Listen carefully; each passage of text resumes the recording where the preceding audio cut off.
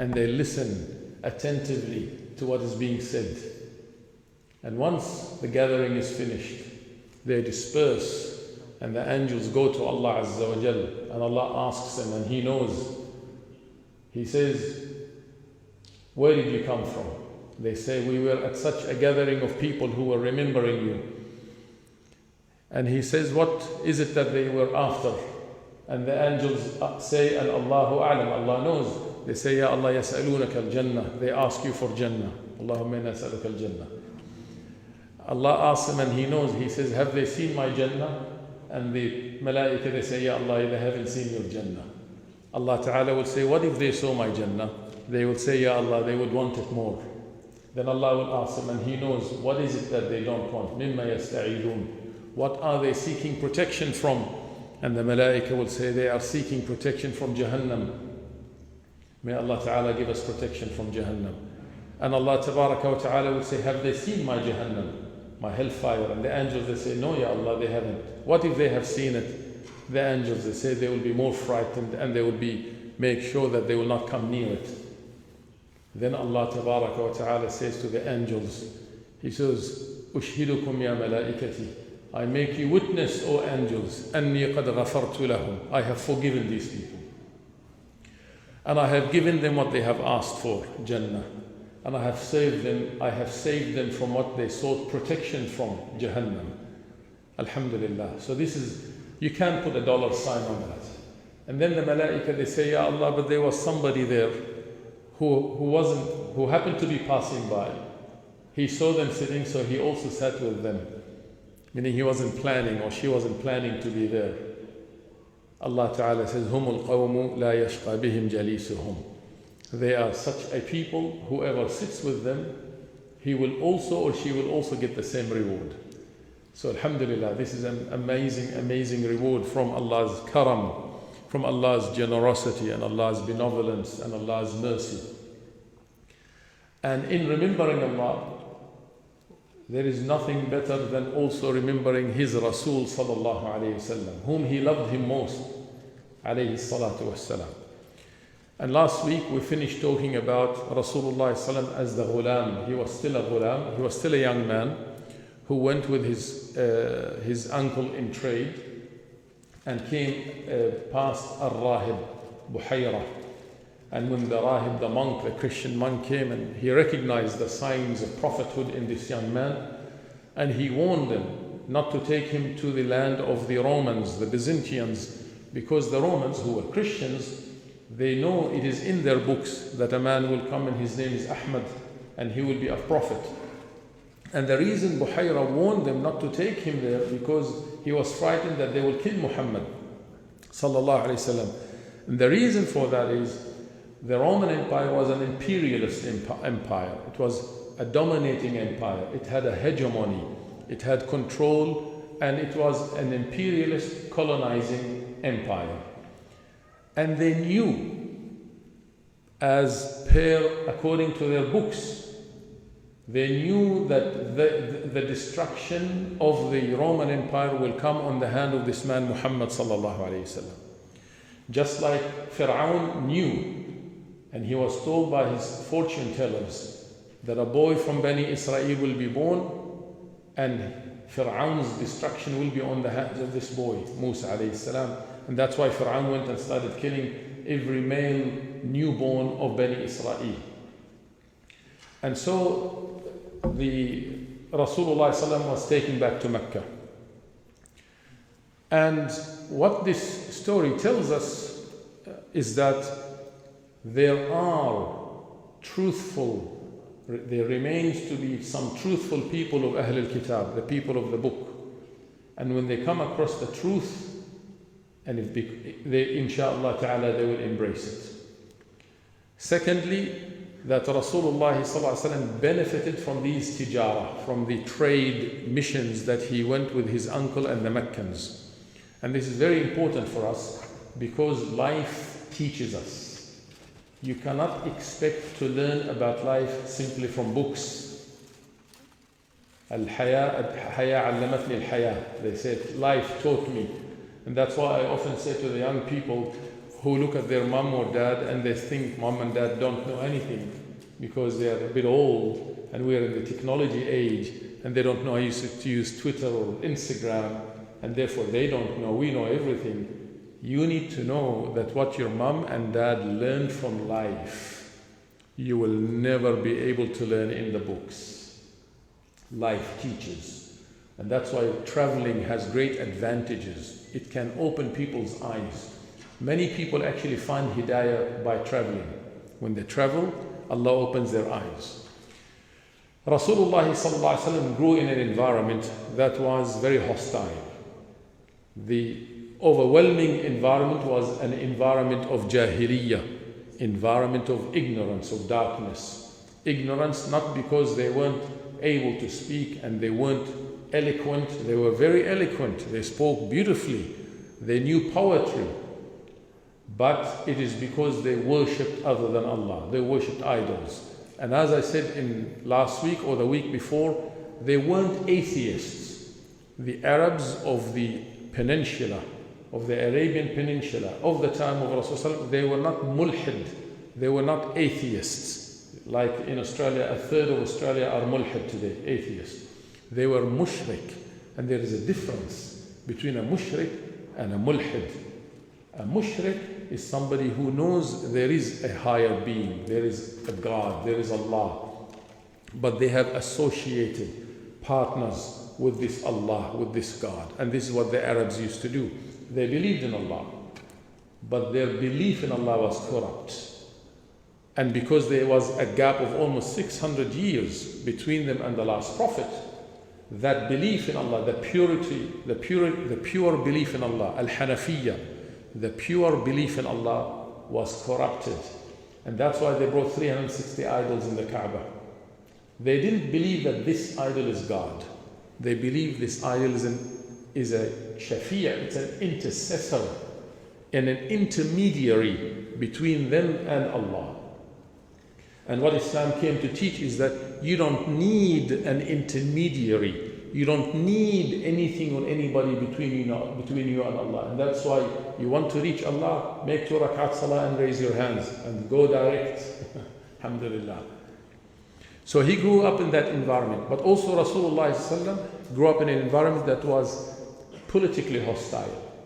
The Arabs were divided into tribes. And there was a kind of a hierarchy. Right? And the powerful, it was a dog-eat-dog society. And the powerful dominated.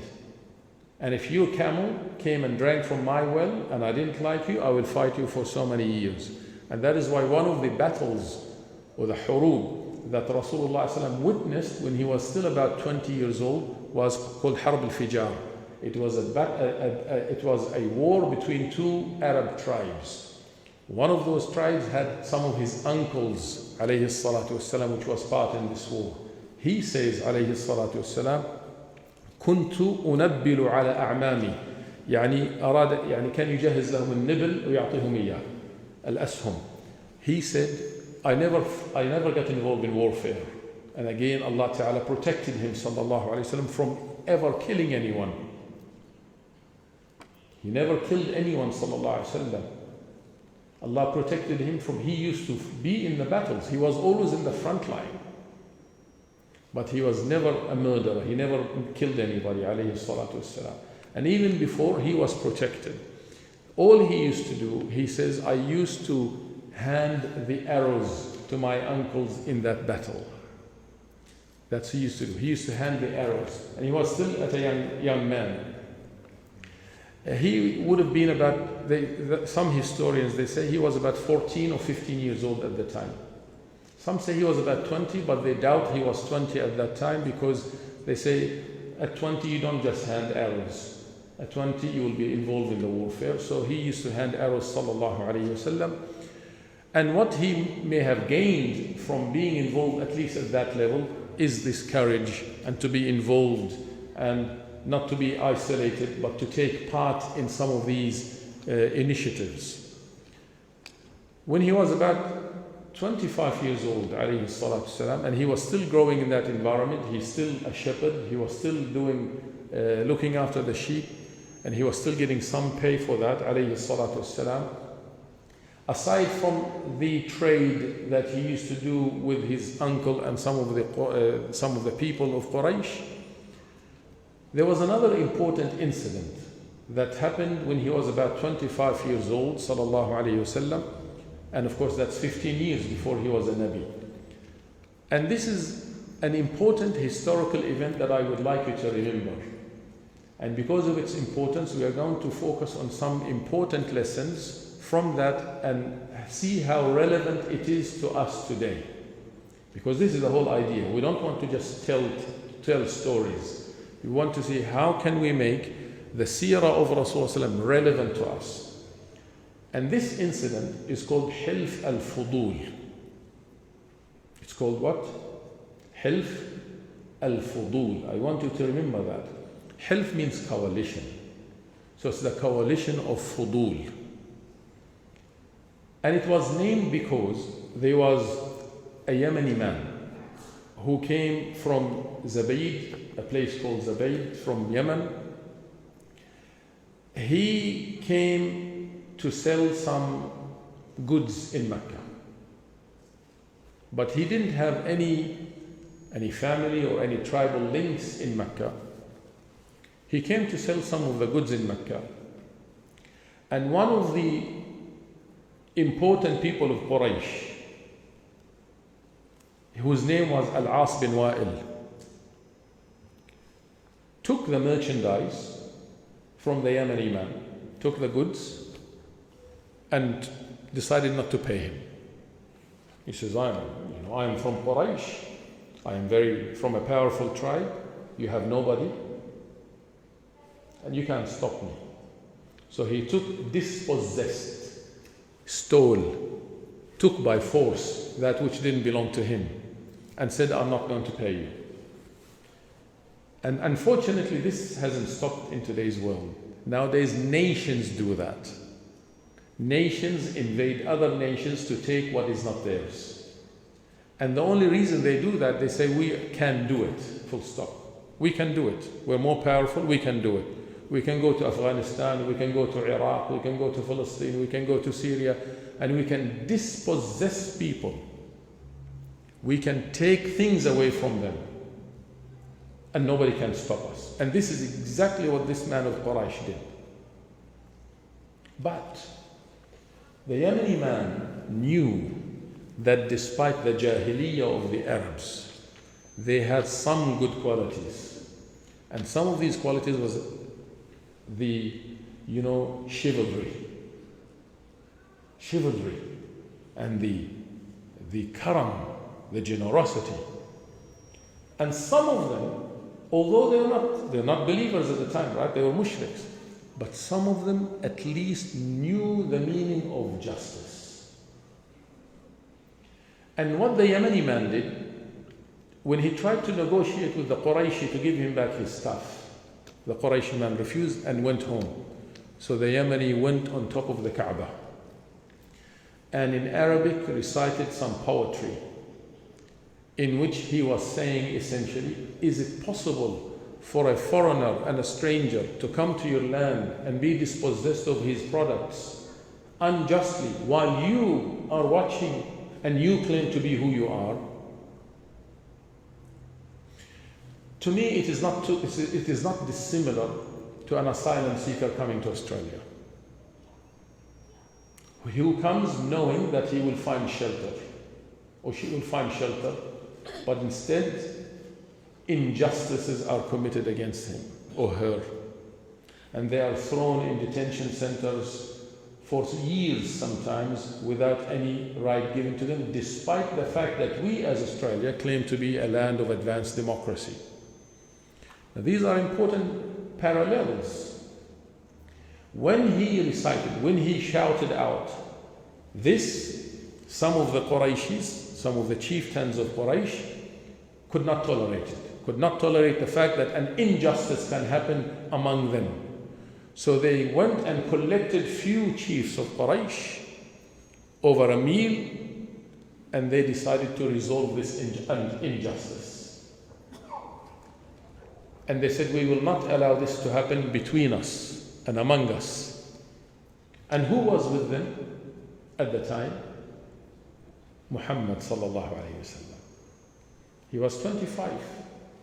They decided that we will go and take the stuff back for the merchandise and give it back to this Yemeni man. And they did that, and Rasulullah sallallahu alayhi wasallam was with them. Fast forward 20 years. Now this happened when Rasulullah sallallahu alayhi wasallam was how old? How old? 25. Now fast forward. Now he's a Nabi, alayhi salam. He received prophethood. Now when he's a Nabi, he makes a very important statement.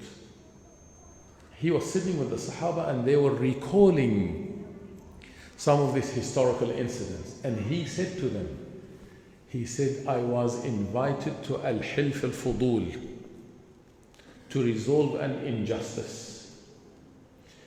And wallahi, that coalition was dearer to me than red camels. Meaning very, very important. And if I was to be invited to a similar coalition now as a Nabi, as a Muslim, I will not refuse. In other words, even if there was now another coalition with non-Muslims, mushriks even, who don't have the same belief value as Muhammad sallallahu alaihi wasallam, but they are standing for a common just cause, he said, I will join them and stand up with them.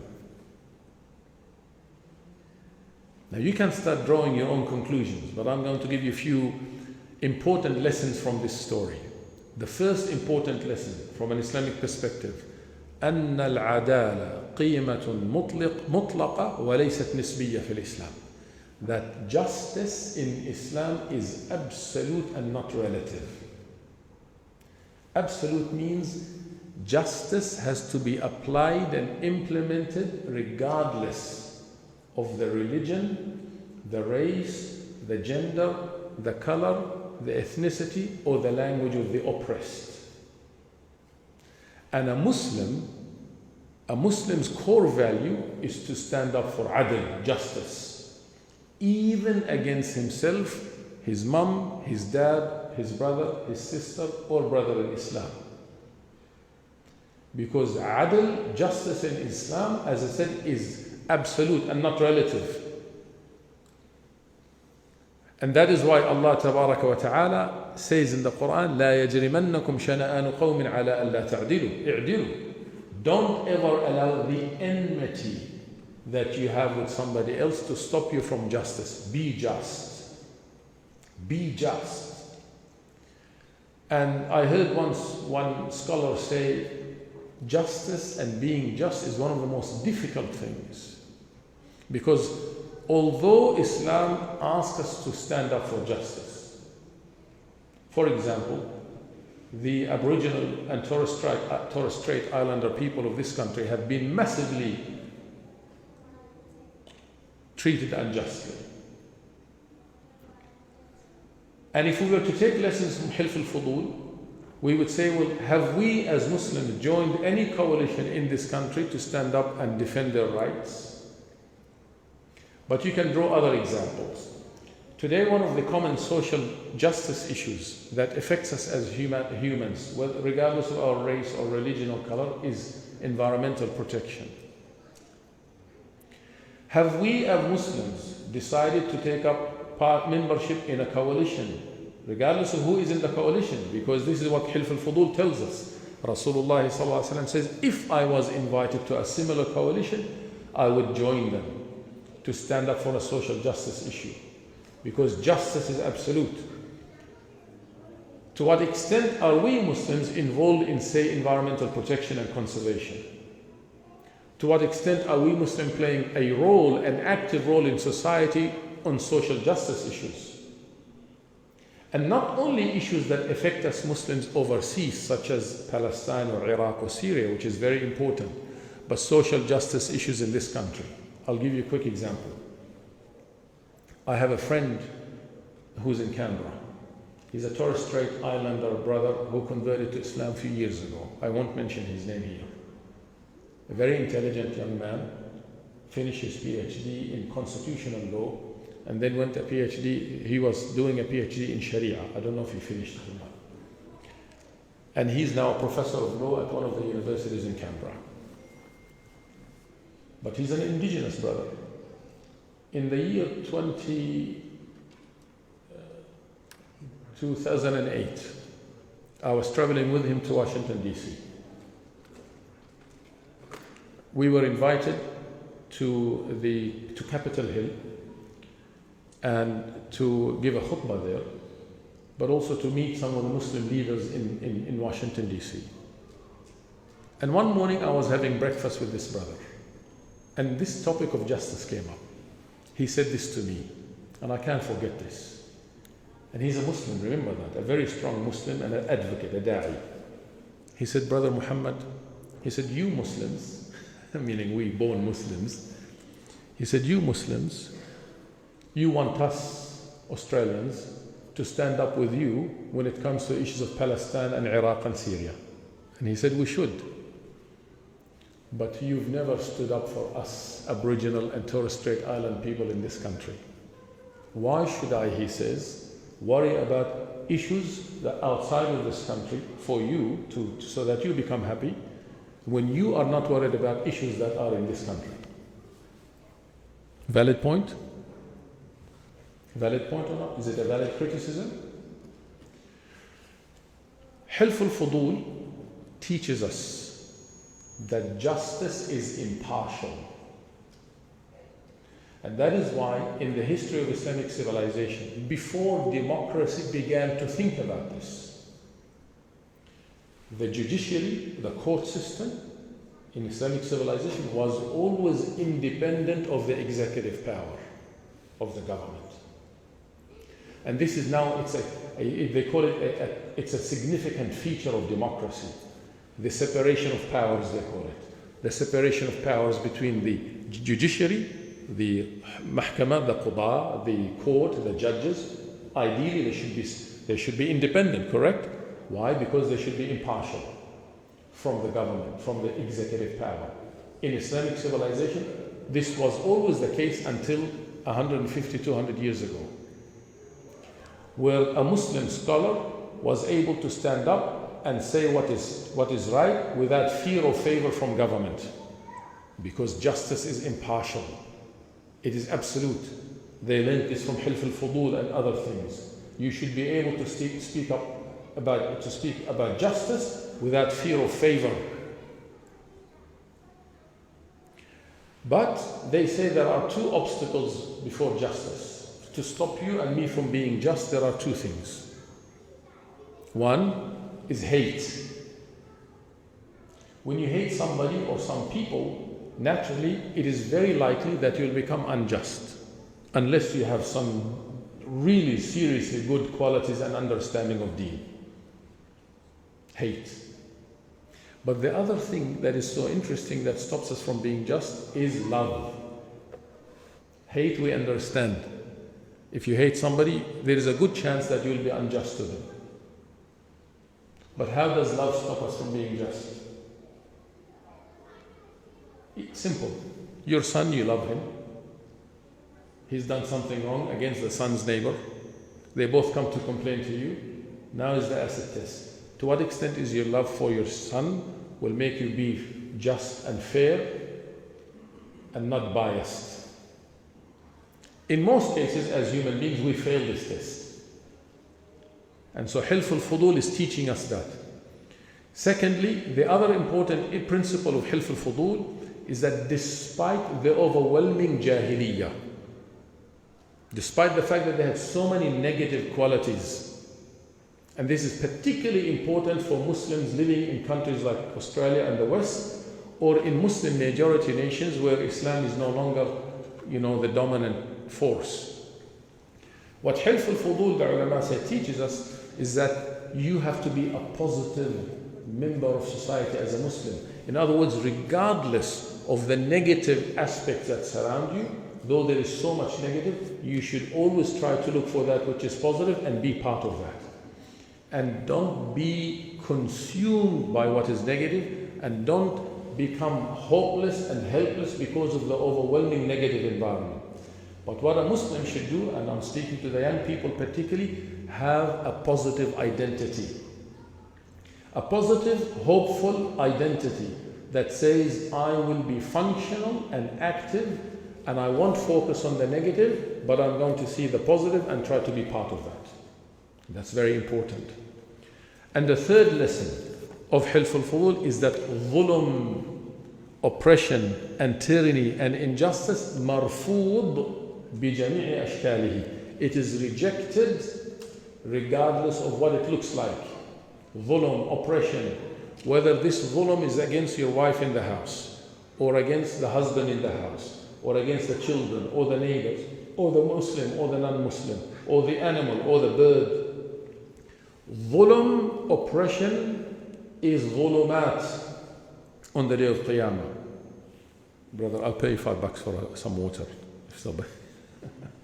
There's a bottle of water. Oh, it's here. Jazakallah khair. It's for free. Shukran. Jazakumullah khair. See? You're free? Alhamdulillah. Jazakallah khair. The fourth lesson, the ulama say, Jawaz at-tahaluf wa-ta'ahud. It is permissible to be involved in activities that are good, even if those activities are with non-Muslims. For example, you find a lot of organizations, which are non-Muslim organizations, that are involved in issues that I mentioned, like environmental protection, the rights of the Palestinians, anti-war movements, and so forth. And so this, aside from their belief system, if it's a good cause, and I am able to, let's try to be involved. And these are very important lessons. Rasulullah ﷺ grew up in that environment where he was seeing there was a lot of negative, but there was some positive. And what he did, because he was under the guidance and the protection of Allah Azza wa Jal, he took what is positive and good only. And this is important in identity formation. Young brothers and sisters, in a country like Australia, you will see practices that go directly against our beliefs and values and practices. But that does not mean we should do them. What a positive identity says, that which is good becomes mine regardless of where it comes from. Remember that. And this is based on a beautiful principle in our Sharia. Al-'ada muhakkama. Culture is positive and authoritative. And the ulama say a Muslim becomes functional wherever he goes. And he takes that which is good, useful, and merely harmless and makes it part of his identity. So it is quite easy to have a unique Australian Muslim positive identity without compromising either. But take with that which is good, useful, and merely harmless. And regardless whether you're in Australia or Palestine or Iraq or Jordan, because don't tell me that in those societies there is no negative. There is negative everywhere. But what a Muslim does, he is like a bee, they say, takes that which is good and makes him part of this identity. And this is what Rasulullah ﷺ was doing as he was growing up in that environment. There is shirk, there is drinking of wine and alcohol, there is prostitution. There were brothels around Mecca. There was dhulm, there was tyranny, there were injustices, there were raids. But he never did any of those. Alayhi salatu wassalam. As he was growing up in this type of environment, he started becoming more involved in tijara, in trade. And around this period, when he was now 25 years old, we encounter now another great and significant and magnificent and beautiful and noble personality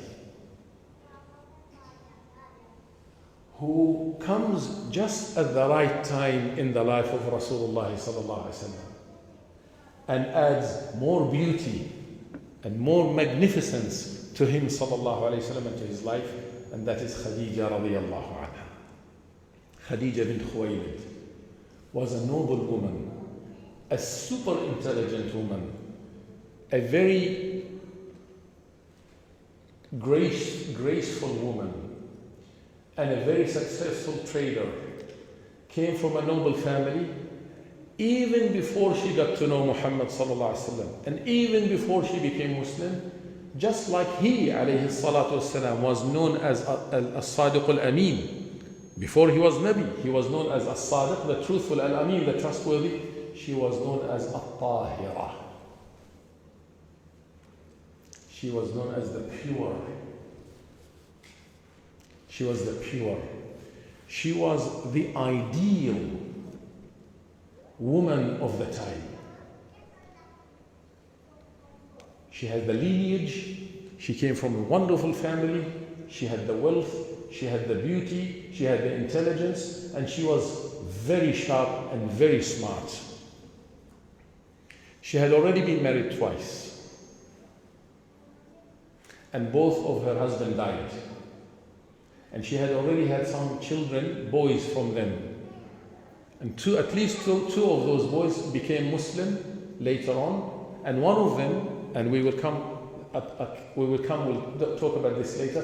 One of Khadija's sons gave us a very detailed and beautiful physical description of Rasulullah sallallahu alaihi wasallam, which we will look at later.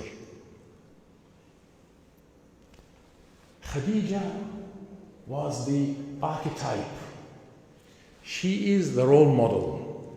She is the one we need to introduce to every Muslim woman, young or old. This is a woman who was of prestige and dignity and karama and nobility. And two of her husbands died, so she became in the Arab culture armala. She's a widow twice. And the Arabs at the time, and still the case, when a woman became widow, she becomes now, nobody wants to marry her. And it was worse at that time. If she was a divorcee, the same thing, nobody wants to marry her. Nowadays, still in Arab culture, if a woman, and not only Arab culture, I'm sure in other Indo-Pakistani Muslim cultures, if the lady is now over 25, they say she's too old. Nobody can marry her. Right? Or if she's divorcee, or she was married before and her husband died and she's an armala, she's a widow, say, oh no, I don't want to marry her.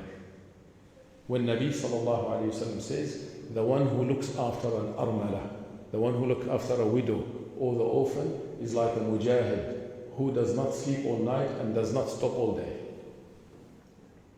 A widow.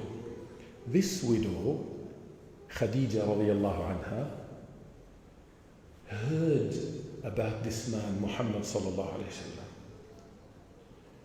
And it wasn't his beauty, and he was the most beautiful physically alayhi sallam. He was like the shining full moon. The Sahaba said when you looked at him, he was more beautiful than the moon in its full night. When he smiled, it's like pearls shining. His hands felt more softer than velvet and silk. And the natural fragrance that came from him alayhi sallam was more beautiful than musk. When you saw him afar, you thought he was the most handsome of all people. And when he came closer, you were struck with awe, with haiba, because of his majesty alayhi salatu wassalam. Now she could have easily fallen in love with Muhammad alayhi salatu simply because of that. Sahih? And this is the sad thing today. We only want to look at the physicality of people, and we think beauty is in the physicalities. But Khadija was a smart woman. She was an intelligent woman, an experienced woman, married twice already, a successful businesswoman. She wanted a man with qualities, a man with jawhar, with essence, not the frills and the glitter and the glimmer. So she heard about this man, Muhammad, whose name was like a star among the Arabs, despite the fact he wasn't a Nabi yet. So beautiful and gracious he was that he was given the label As-Sadiq, Al-Amin, the truthful and the trustworthy. So she decided one day to hire him. SubhanAllah. Look how Allah's qadar works. Yani, last time I said, just let go.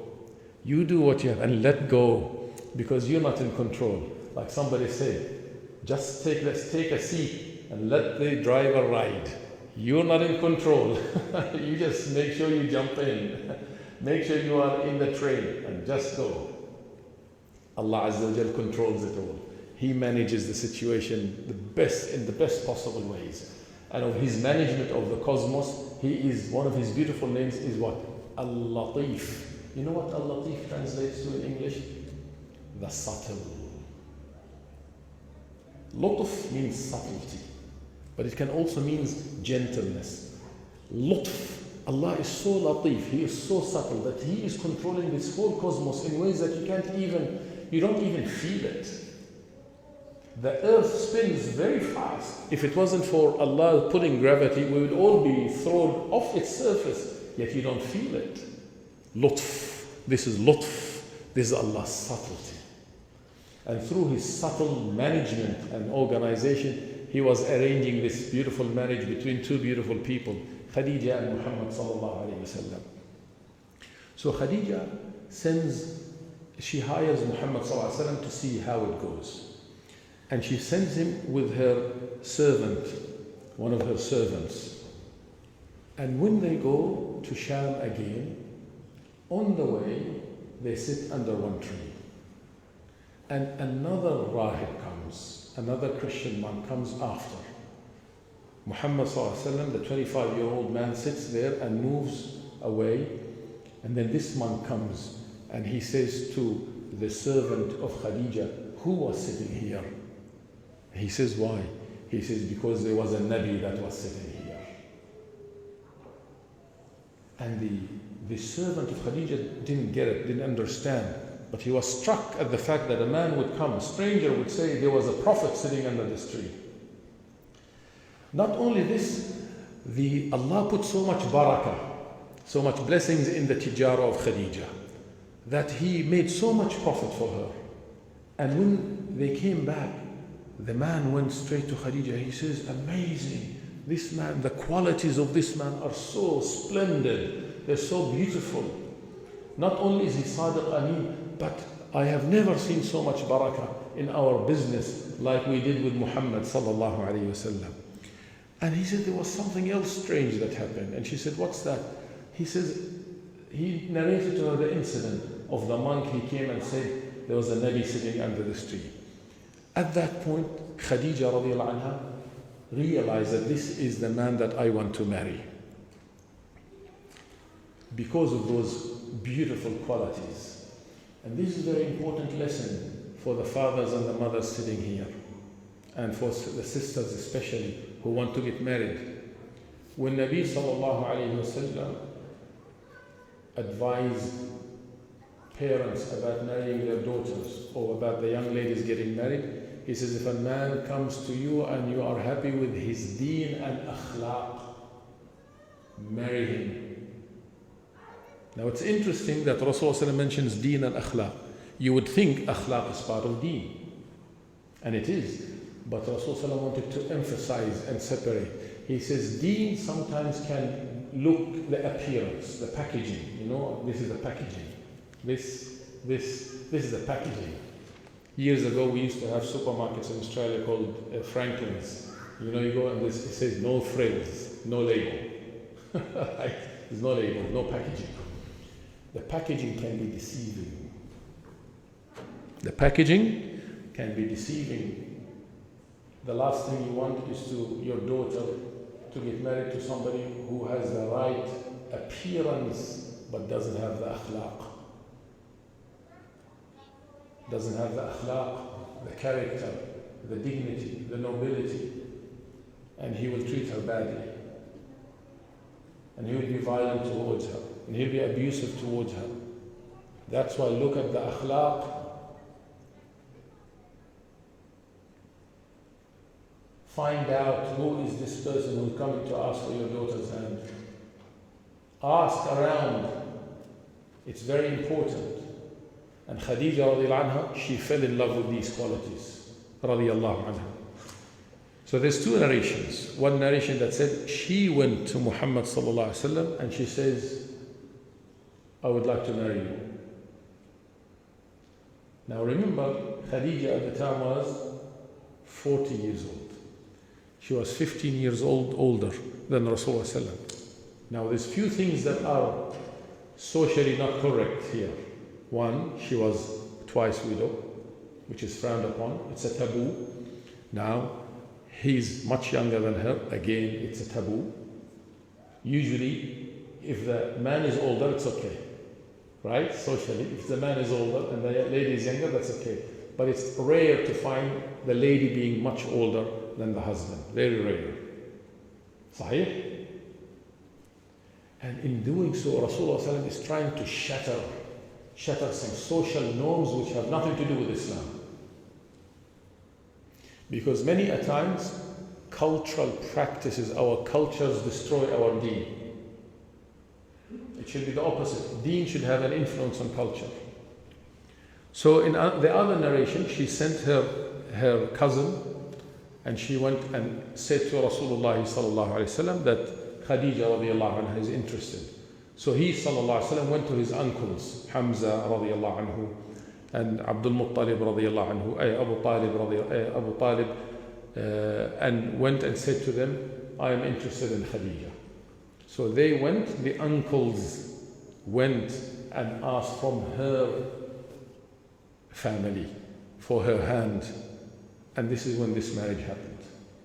Rasulullah sallallahu alayhi wasallam married Khadija radiallahu anha when he was 25 and she was 40. He had 2 boys from Khadija and 4 girls. The 2 boys he also was known as Al-Qasim.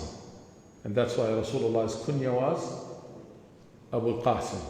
He said, Sammu bi ismi wa la tukannu bi kunyati. You can take my name, Muhammad sallallahu alaihi wasallam, but don't take the name Abu Al-Qasim. Right? And the reason is, there were when the only person who was known as Muhammad was Muhammad sallallahu alayhi wasallam. And if at any time they called Muhammad, it was only him sallallahu alayhi wasallam, he responded.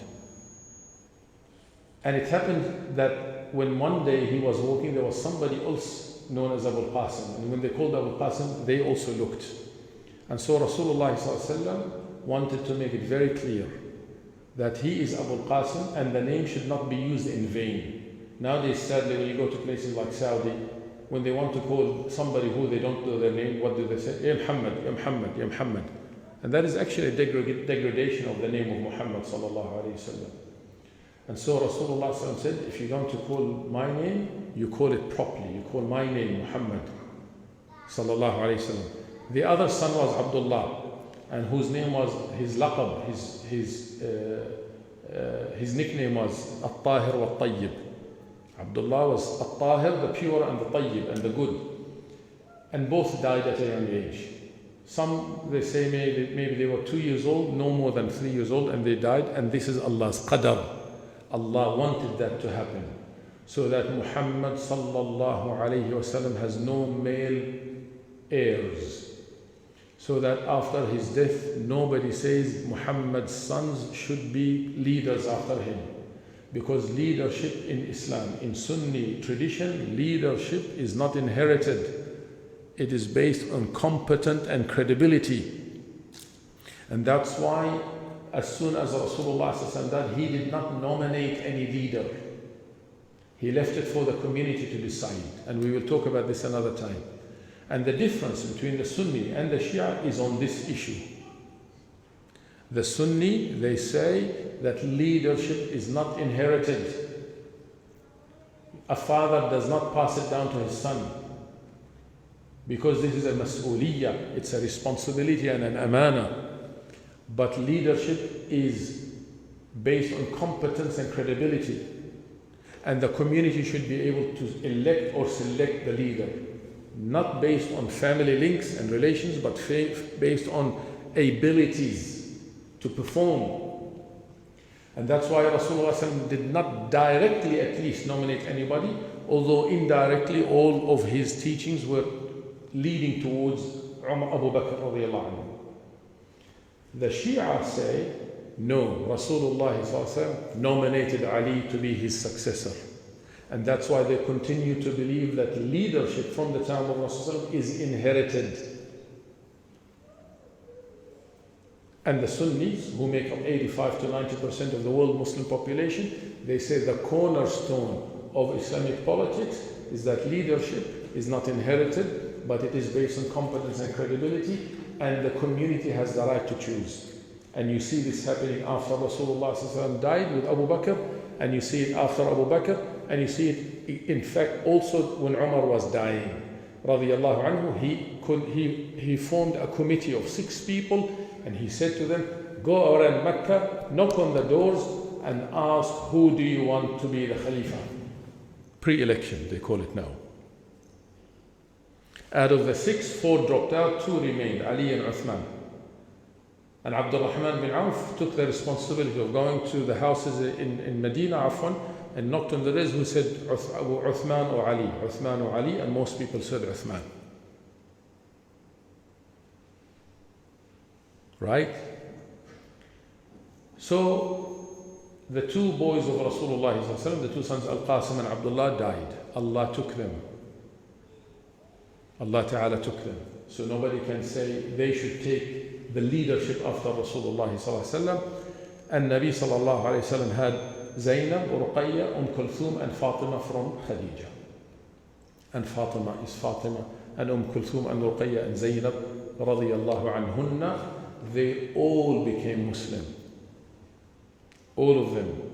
They all became Muslim and they all died in Islam. There is nobody in the household of Rasulullah ﷺ, immediate household, who did not become Muslim. They all became Muslim. What time is Adhan? In a few minutes? 7 minutes. We'll stop inshallah. So Khadija radiallahu anha played a significant role in the life of Rasulullah ﷺ, as we see. Most importantly, the biggest lesson is that the responsibility of deen is not on the shoulders of men only, but men and women, and they need to collaborate and work and help each other on this. And if inside the house the situation is not good, then a person will never become a successful da'i. You cannot. If inside the house is destroyed, if the wife is not supporting and the husband is not supporting, it's very hard to stand up on da'wah, because you come home and it's a disaster. The greatest ni'mah about Khadija radiallahu anha is that she was the first to stand up for Rasulullah sallallahu alayhi wa sallam. And that's why Allah Ta'ala chose her. As we shall see, when Nubuwwah came to him, when Wahy came to him and he went running home scared, Khadija is the one who stood and she says, Allah will not let you down. Allah will not disappoint you. You were good to the poor and the needy. And Khadija has so many virtues.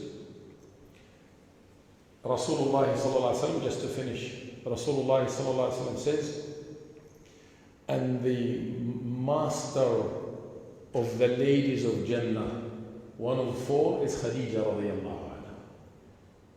And one day when they were sitting, sallallahu alayhi wasallam, he was sitting at home in his small house that had two rooms. Khadija was in the other, and Rasulullah was in this room.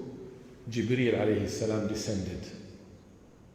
And this time Jibreel alayhi salam did not come to bring wahy, revelation, to Rasulullah sallallahu alaihi wasallam. Jibreel came down and he said to Rasulullah sallallahu alaihi wasallam, Khadija will come to you soon with a plate. When she comes to you, say to her, Allah gives her salam. Allah gives her salam. That is Khadija. Our young sisters nowadays and the ladies and the mothers, they want to follow the example of the who? What do they call the Kardashians? Is that what they call them? That's what they call them? Yes? And all these other women who add zero value to their lives. and they will not be of any value to them on the day of Qiyamah. These are the people we want to follow. Or a woman whom Allah Ta'ala sent Jibreel from above 7 heavens to give her salam direct from Allah. Khadija came, and Nabi Sallallahu Alaihi Wasallam says, Allah gives you salam. And because she was a faqihah, she was super intelligent, she was very smart, she was deep in knowledge, she responded not saying wa alaykum as-salam. Why not? Because when you say to somebody assalamu alaykum, as-salam is Allah, is one of Allah's names. As-salam, Allah is as-salam, is with you. And you don't say wa alaykum as-salam, you don't say to Allah who is as-salam that Allah is as. No. You get it? She said, Allahumma anta as-salam wa minka as-salam wa ilayka yarji'u as-salam. Oh Allah, you are as-salam, and as-salam comes from you, and as-salam returns to you. And then Jibreel said to Rasulullah sallam, tell her, Khadija, that Allah has prepared for her a palace in Jannah. One of the many things Allah has given her. Now this is, Allah is telling her this when she is still alive. This is the maqam of Khadija. When you want to think of Khadija radiallahu anhu, remember this story. And he said to her, oh Khadija, there is a palace for you in Jannah where you will never be fatigued, you will never be tired, you will never be anxious, you will never be depressed, you will never find difficulties ever again. Can you imagine the feeling of Khadija radiallahu anha at that moment? Of course we can't, because we don't even know what that actually means. For Jibreel to come down and say, this is what Allah is giving you, salam. This is Khadija radiallahu anha, who lived with Rasulullah sallallahu alaihi wasallam for 20 years. He was married to Khadija only. He never married anyone else when he was married to Khadija. And he loved Khadija. You know, they talk about Romeo and Juliet and these romance stories. This is all rubbish. This is all artificial. There is no truth to that. Because love is not just the physical love. There is a deeper love, wood. And one of Allah's attributes is al-wadud. Al-wadud means the loving, but it's a different kind of love. And the love that Rasulullah ﷺ and Khadija had is out of this world, brothers and sisters. He loved her so much that after her death, even he would send gifts to her friends because they are the friends of Khadija. Can you? Aisha, I'll finish with this. Aisha radiallahu anha, when Rasulullah married Aisha eventually, she said, I never got jealous of any woman like I did of Khadija, even though I never met her in my life. But because Rasulullah used to speak so much about Khadija, Khadija was this and Khadija was that, she says, what about me? He said, no. Khadija radiallahu anha. May Allah Ta'ala make our sisters follow the examples of Khadija radiallahu anha and make her their role model in their lives, inshallah ta'ala, and make us follow Rasulullah sallallahu alaihi wasallam and these role models. Jazakumullah khair. To be continued next Friday, inshallah ta'ala. Barakallah fikum. Wa sallallahu ala Sayyidina Muhammad.